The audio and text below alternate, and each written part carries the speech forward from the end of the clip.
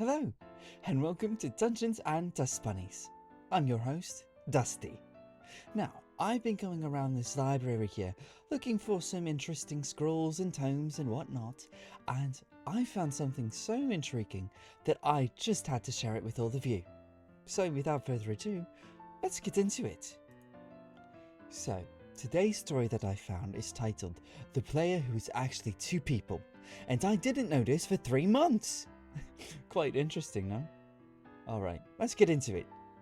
7 years of GMing. I've seen it all. Cheaters, rules lawyers, that guy players, you name it. I run a tight ship. Clear communication, firm boundaries, professional table management. Just to say, all players have been kept anonymous. So, when Alex joined my Waterdeep Dragon Heist campaign, I had zero concerns, responded to my recruitment post with a detailed character concept, showed up on time, brought snacks. Character was Finn Cobblewick, a gnome artificer with a local backstory tied to Waterdeep factions. Perfect! Alex was great. Engaged in roleplay, remembered NPC names, took initiative, tactically sharp. After session 3, my players were loving him. But there were small things. Sometimes Finn's voice was slightly different. I figured Alex was tired or doing a different accent choice. Players experiment, whatever.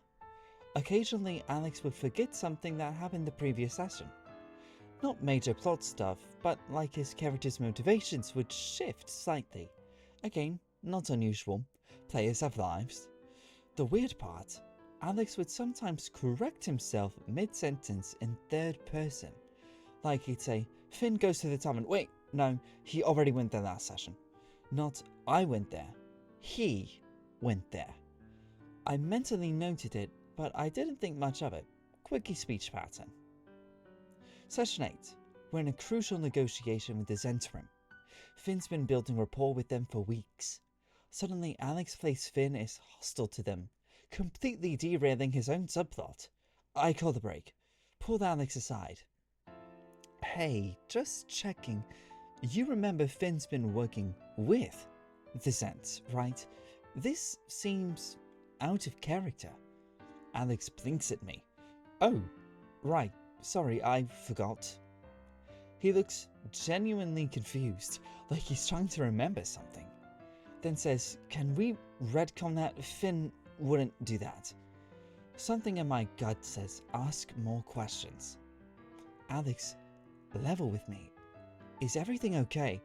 You seem scattered tonight. Yeah, I'm fine. Just tired. Long week. But he won't make eye contact. I let it go. We play. Session ends normally. Next session, Alex shows up 10 minutes late, unusual for him. He apologizes, sits down, and we start playing. 5 minutes in, one of my players, Sarah, leans over and whispers to me, is Alex wearing glasses? I look. She's right. Alex has never worn glasses before. Why is he wearing glasses now? I watch more carefully.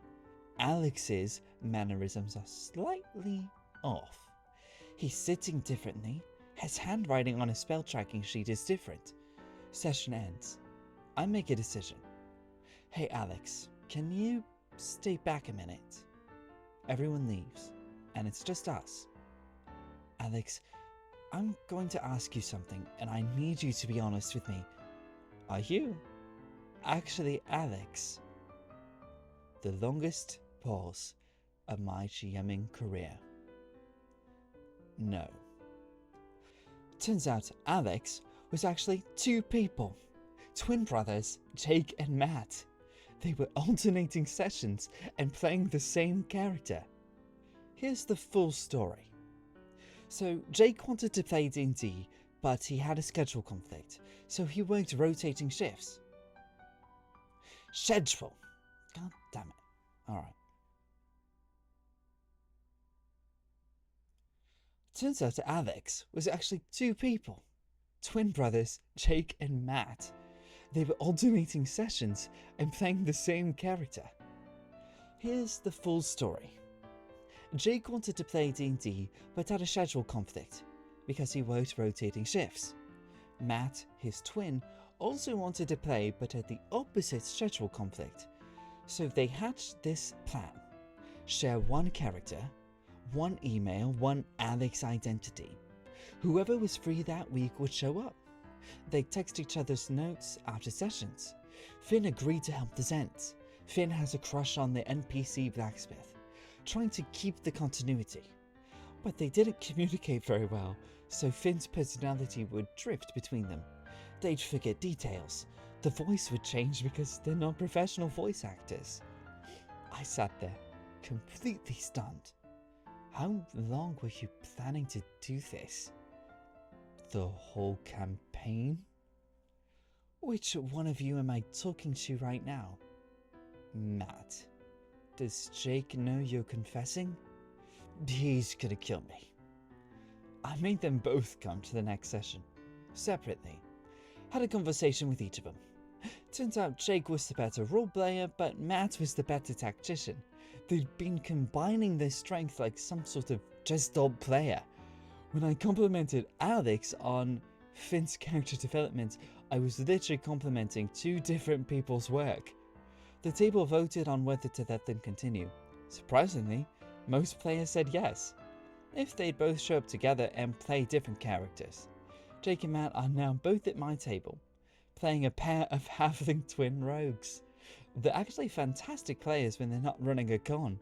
Finn Cobblewick retired to run his artificer shop. Sometimes the players have the characters visit him and argue about what he'd say. Edit. Jake got a new job, and about 3 months after all this came out, so his schedule isn't rotating anymore. Edit. Jake got a new job about 3 months after all this came out, so his schedule isn't rotating anymore. Matt still has conflicts sometimes and misses the odd session, but they both make it work most weeks now. And yeah, I know twin stories are apparently a Reddit thing, but I genuinely had no idea until reading these comments this actually happened at my table. I'm not asking you to believe it, because I do not care. Wow. Sort of a fun twist there, and a very interesting edit at the end. I didn't expect the narrator to get so sassy at the end there. But that's it for this story, and thank you so very much for coming along on this journey with me. Until next time, ta-ta!